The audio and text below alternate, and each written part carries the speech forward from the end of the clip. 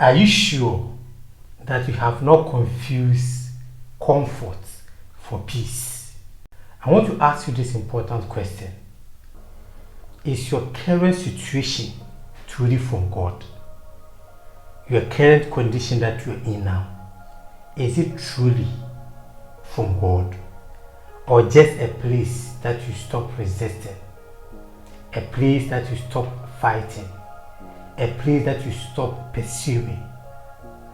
Here is the challenge.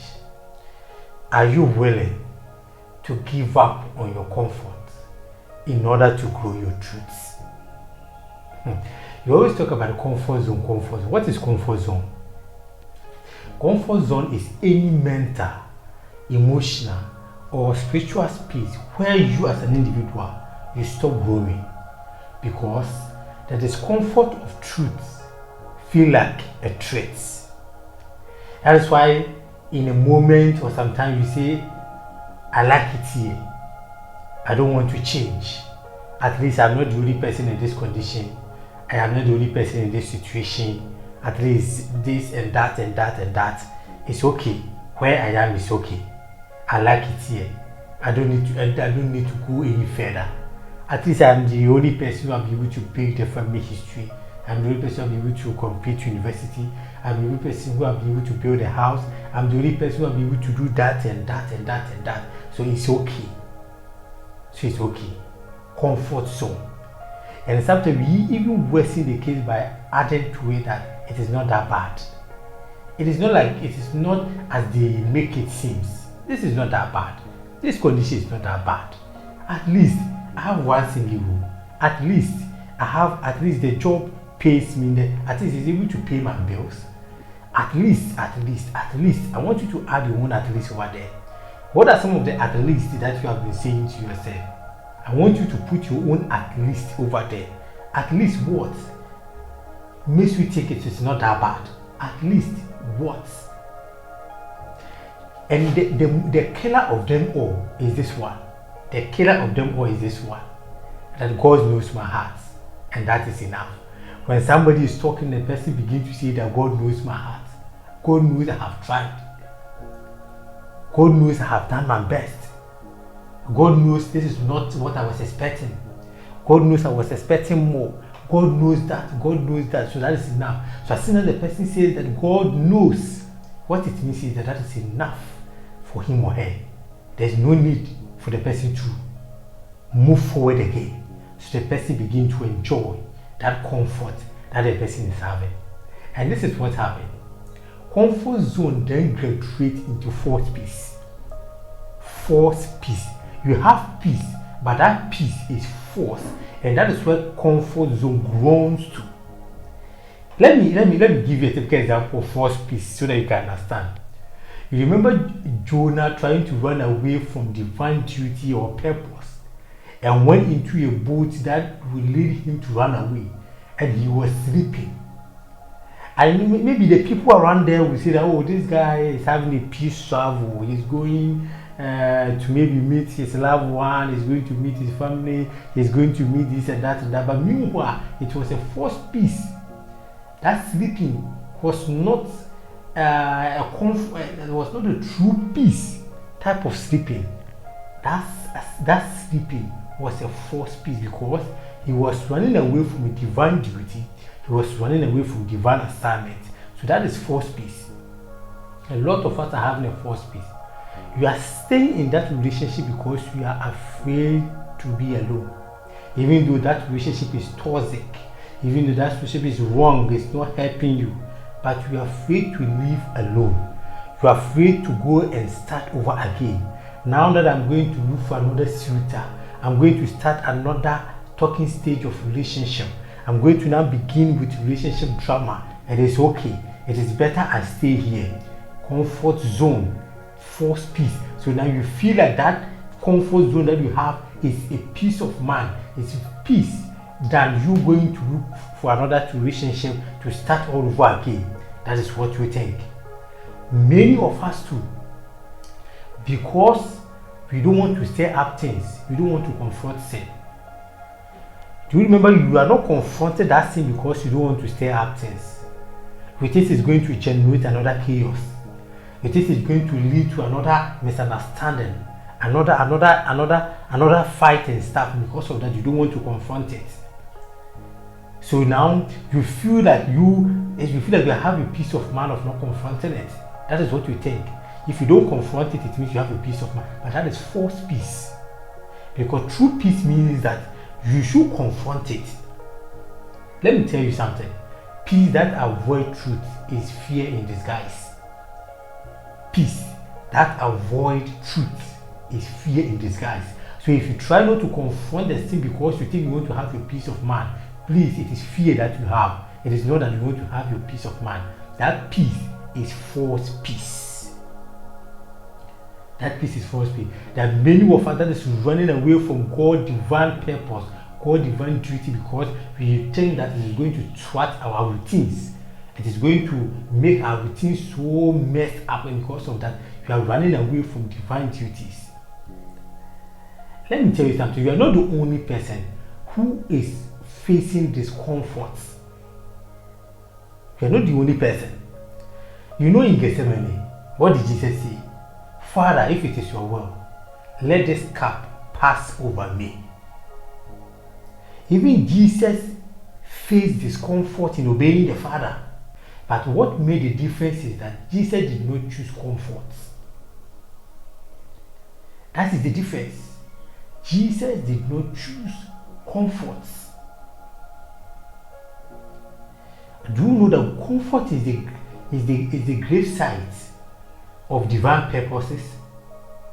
It is the cemetery for a divine purpose, comfort zone. Do you know the number of talents that are buried in comfort zone, the cemetery of comfort zone?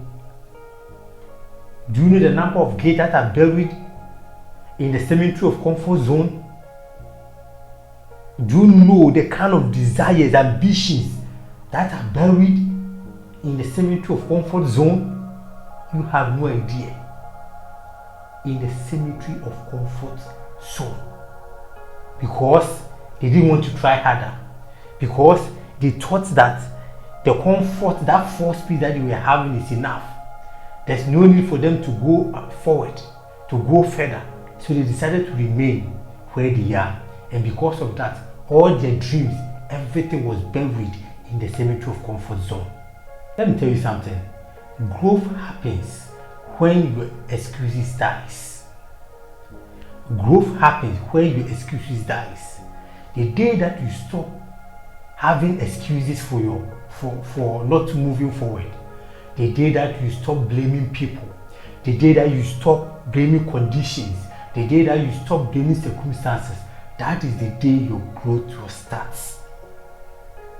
That is the day your growth will start. I want to tell you, you cannot live your truth and satisfy your comfort zone at the same time. You have to sacrifice one.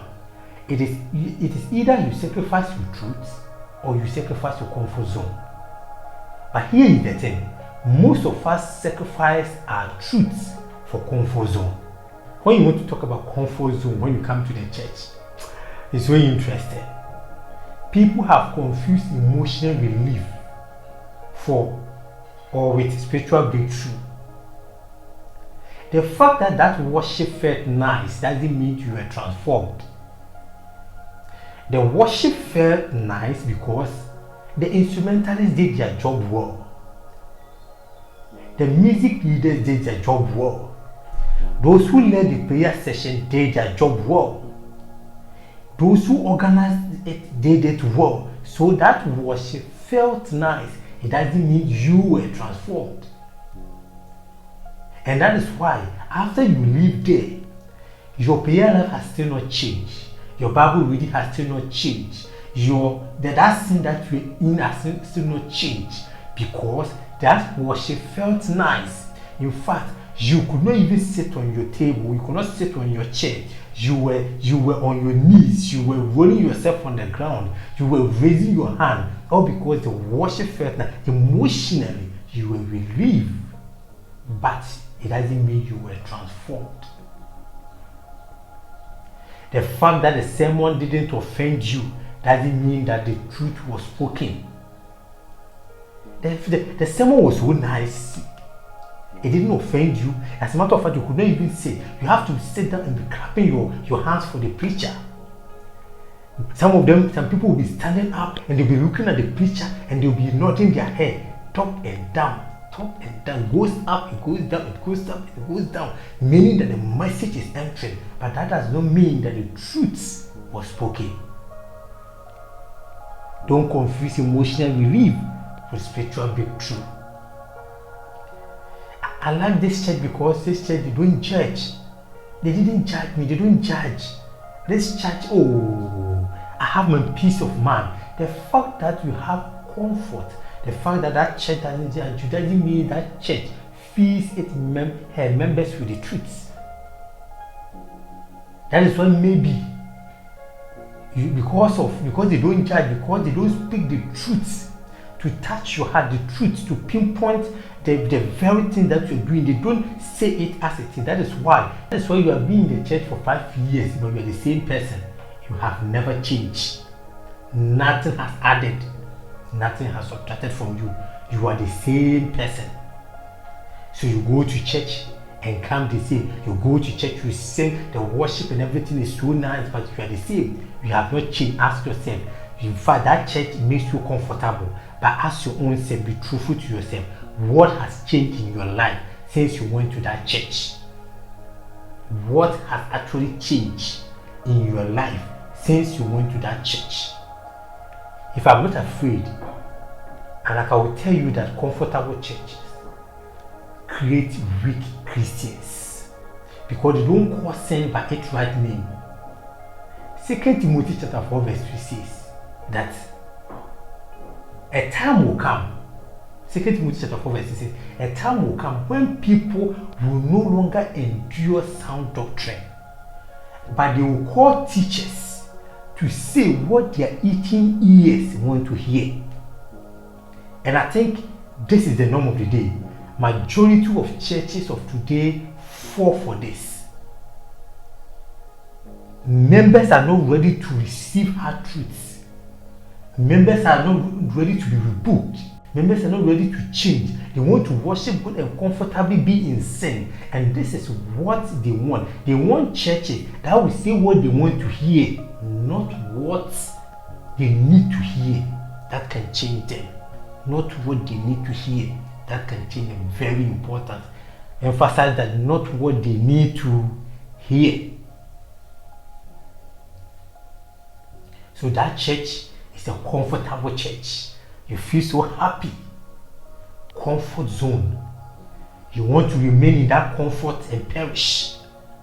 It is better to stay in the church that will always pinpoint your sins to you, call your sin by its right name, than to remain in a church that makes you feel like you can do everything and still be in the presence of God. You don't need to change. You don't need to do anything. The only thing is that you have to be present in the house of God.